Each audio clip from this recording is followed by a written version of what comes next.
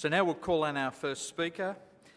We're having Laurie Fieldman talking about children in ALS families. Laurie.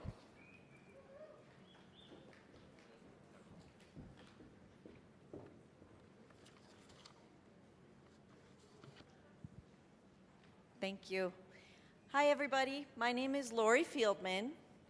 I'm kind of known as the Wanderer. You also can't see me behind here, so it's a vertical challenge. I'll be just walking around, don't mind me. But I'm the Director of Social Services for the Les Turner Foundation. And before I get involved in talking about children, which I get kind of excited about, I want to first thank all of the fabulous, amazing people at the foundation who made this happen. Somehow, everything is just coming together, so my hat's off to you. I don't know how they do it. They're so organized. And I would also really like to thank the home care team that I work with. I couldn't do all of this without you, and you know who you are. I am really honored to be here today to talk with you about the children in ALS families for several reasons, but the first one is because, as I mentioned, I love children. Helping children has always been a passion of mine, so I get to share that today. Second reason is because, I can walk over this way too, look at this. Okay, I'm gonna try to not fall off. The second reason is because I don't know about you, but I have found that it's not often easy to share the work that we do outside of this ALS community. I'm going to give you a quick example. I'll try to be quick. I know the timer thing going on. Last week I was at my son's basketball practice and mentioned to a couple of parents, I won't see you next week. And they said, where will you be? Being the chatty person I am, I thought they should know. I also thought they should know because I think what we're doing here is extremely important. So I told them, ALS patients, yes, my wonderful patients, no, we don't have a cure yet. Oh yeah, but some of them have feeding tubes and they use power wheelchairs. And you have never seen a group of suburban parents try and get out of a gym so quickly. Seriously. So I felt the isolation that I think our families often feel, especially the families with children. As a 9-year widow told me last week when we talked for the first time in quite a while, she said, well, Laurie, it's not like when you could ask your neighbors, so who do you use for a pediatrician? You can't say, well, who do you think I should take my kid to for grief counseling? So they are in a very difficult position. And that experience was very profound to me. Got me even more excited about talking with you today about the kids in the ALS families. But before I get to the kids, I want to talk about all of us as practitioners. Okay, and they're going to make me do slides today. So, I want to talk to you about the 3 most important concepts for practitioners who work with families who have children. And although any relationship for a child is important, I'll be specifically referring to the kids who have a parent with ALS today. The first concept is that of self-awareness, or as the airlines say, put your own oxygen on first. What do I mean by that in the concept of ALS? We don't use oxygen in ALS, I know that. But we, as practitioners, have to make sure that we are ready for the emotional pull that happens when we're working with these young people, with young kids. It's very hard to not get involved in their emotions. Their helplessness, their panic, their concern about their kids. So you have to be very careful that your professional boundaries are as strong as they can be when you're working with these particular families. Second concept I call dynamics, not just psychobabble, although I do like a little psychobabble now and again. What I'm referring to in particular to our ALS families is what I tell them all the time. ALS does not happen in a vacuum. So all of the things that were going on for those children before their parent was diagnosed with ALS, those issues will still be going on during the ALS and possibly after. So therefore, everything that happens with the kids is not due to the ALS. Great example, I'll try and make it quick. Young family that I worked with several years ago. I believe the patient was diagnosed when he was 34. He was married to his high school sweetheart, and when I met them, they had 2 kids who were ages 6 and 8. By the time the kids were about 8 and 10, the mom was not only talking to me about concern for how to help these kids have a normal, whatever that is, childhood, but she was describing to me actions like her daughter running out of the house, down the street to a busy street, her son not being able to pay attention for more than 2 minutes. Obviously, these kids had some attention deficit issues, which I was fortunately able to help them with because I have the amazing job through the foundation of being able to work with these families in their homes. I know a lot of you don't have that, so as I talk today, I'm keeping that in mind, and I will give you some ideas and tips for what you can do to help the parents, because you probably won't get to work directly with those children. The last concept to keep in mind is the question to tell or not to tell. That's actually not the question. The parents will inevitably ask you, should I tell the kids? What they want to hear is no.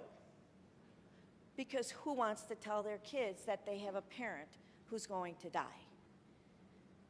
But the parents have to tell the kids because of the fact that the kids have to know, and it's best that they hear it from their parent.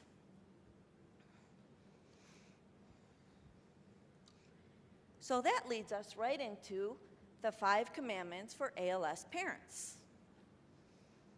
These are the things that we as practitioners may indeed have a chance to tell these parents to help their kids.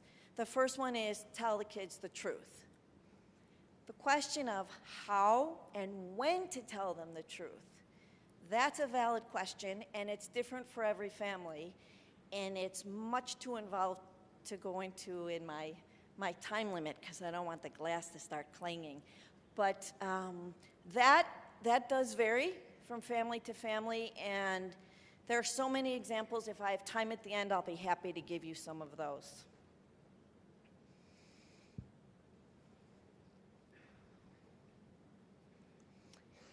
The second commandment, if you will, is to reassure the children.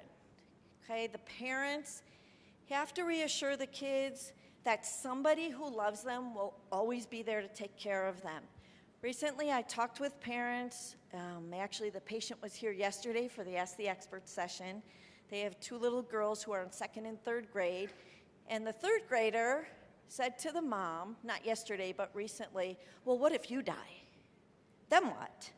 Now, fortunately, these are parents who have made plans and could say to their daughter, well, Aunt and Uncle so-and-so have agreed to be your guardians. But that is something that, unfortunately, especially with these younger families, or maybe the patients aren't so young, like some of us with school-age kids, you need to make sure that they have some sort of guardianship in place, and if they don't, maybe you could help them with some, if you have any type of free legal assistance in your area or something like that. But we want these kids to know that whatever happens, they'll be taken care of. You also want to reassure them that they did not cause the disease and that the parent who has the disease didn't do anything wrong to get the disease. That sometimes bad things happen to people, we don't know why, but they didn't do anything wrong. You also want to tell the children that it's not contagious, so it's not like a cold. They can hug their mom or their dad and not worry about getting this.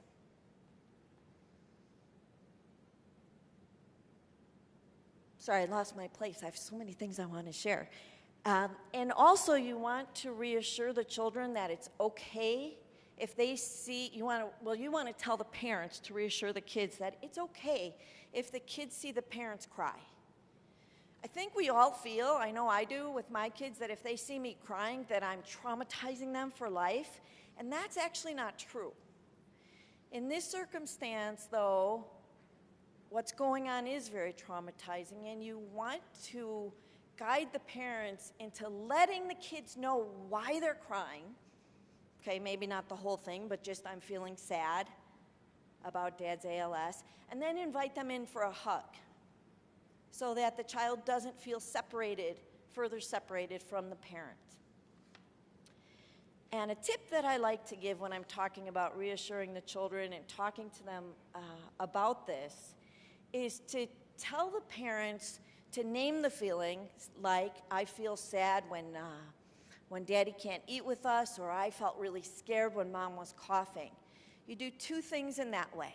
When you coach the parents to help their kids like this, you name the emotion, because who knows if the kids know those words to describe the feeling that they feel inside. And also, it gives the children permission to feel the same way. The kids need to know it's okay to get mad at the person with ALS. They need to know it's okay to be scared. All these things, somebody has to tell them. I know that you can't do it yourselves most of the time, unless you're really fortunate like I am to get into their homes. But if you coach the parents in the clinic or whatever setting in which you see them, you are helping the kids.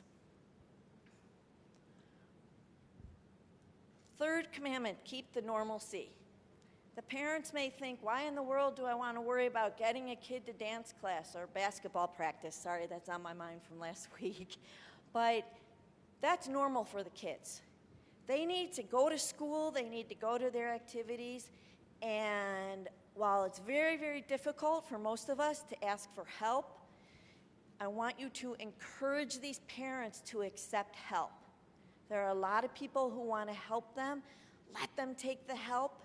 Let them have people who can drive their kids to these things so they don't have to be running in and out of their homes. But you want to keep as much normalcy for the kids as possible. And my tip that goes along with this one is also you might want to suggest to the parents that they tell their children, we want you to do these things. We want your life to be good. We don't want you to miss out on these things because Mom or Dad has ALS. It's okay to do them, because the last thing we want the kids having is guilt. That's a whole nother session, guilt all by itself. Okay, so number 4. Validate the children's feelings. Sometimes this one isn't as easy as it sounds because children do not process the way we do. Some kids express themselves by drawing. Some express themselves by writing. I have a 9-year-old daughter who won't have a conversation with me, but boy, we'll write back and forth to each other, and then I find out everything that's going on with her. Really, we're right next to each other, and we have to write. The best thing is if she can use my laptop, and then I'm not sure she really has something going on, but that's our way of communicating. If you see, tell the parents, please, I'm saying if you, but this is to guide the parents.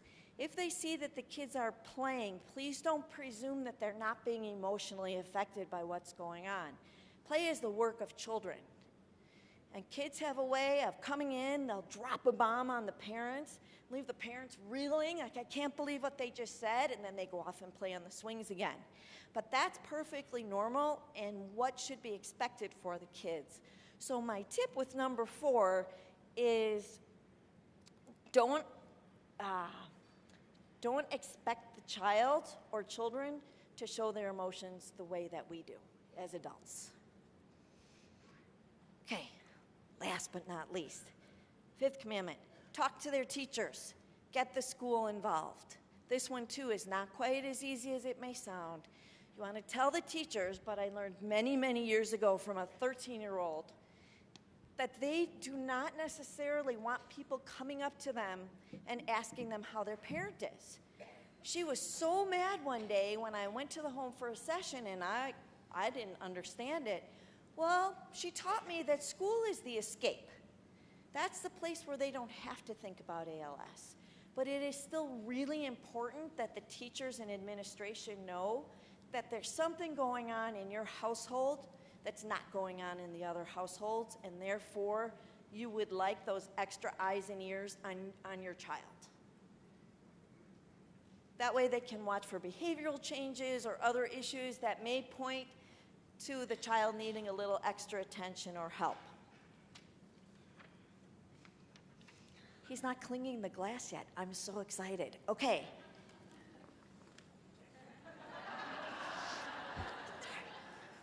He's really mad because I forgot to go see him after lunch. Okay. So I want to share an example with you to talk about how important we all are in the lives of these kids, even if we're not fortunate enough to work with them directly.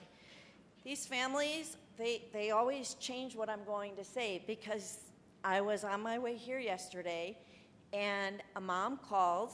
This is the mom with the third and second grader. She said, I need to talk to you. When can we get together? And I said, well, not this week, but we'll work something out for next week. What's going on? Well, her third grader told her as they were putting up the Christmas tree, Mommy, I think that we need to make this one extra special because it might be Daddy's last Christmas. Okay, yeah, I know. That's perfect, because I'm ready to cry on this one. This mom told her daughter, you know what? We want to make them all special. And she went into the garage and she cried. And I was very honored that she called me, thinking I'd have some words of wisdom, which, what are the words of wisdom? The situation is awful. But the kids know. Even when we think the kids don't know, they do know what's going on. So if you can be a person who can guide those parents to help the kids, then you should know you're making a really big impact in the life of a child. Thank you very much. Only one.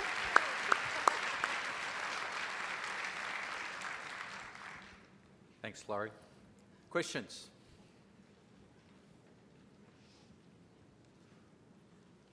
You'll have to use that microphone. We've taken a mic away from her, so that solves that. I am Carolyn. I am from Wisconsin. I'm the social worker, and I'm working right now with a family. And I feel like this is common, I think, with the adult male, the parent male specifically, who really struggles with the denial aspect and even wanting to talk to the kids about the ALS and how he's feeling. So dad isn't wanting to even talk about it and really not even talk about his feelings at all, which then shows his son, his 10-year-old son, that he doesn't want to talk either. What suggestions do you have to get around that or work with that family? I knew you'd have good questions. Can I just ask, does the son know about the dad's ALS? Okay. Does he know the whole thing, as we tend to say? Does he know that people die from ALS? Okay. So the dad doesn't, I'm just sort of clarifying, because there's so many kids going through my head right now. So in this family, the dad doesn't want to talk about it at all, and you're, oh, see, when a parent is angry is the next session that I didn't get time to talk about, but.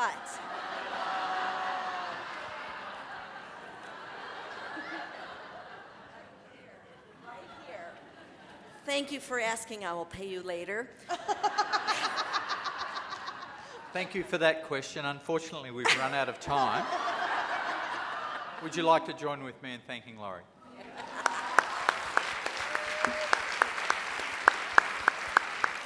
Children's issues and children in families are crucial, and please take the opportunity to speak to Laurie.